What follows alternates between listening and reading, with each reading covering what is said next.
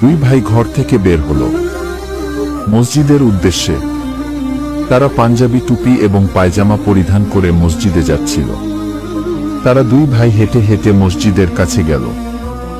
মসজিদের দরজার সামনে এসে তারা দুজন দাঁড়িয়ে গেল এবং বড় ভাই ছোট ভাইকে জিজ্ঞেস করল, আরিফ, তুমি কি জানো মসজিদে প্রবেশ করার সময় 5টি সুন্নত রয়েছে? না ভাইজান, আমি তো একে জানি না, তুমি কি আমাকে শিখিয়ে দেবে? মসজিদে প্রবেশ করার 5টি সুন্নত: 1. বিসমিল্লাহ বলা, 2. দুরূদ শরীফ পড়া, 3.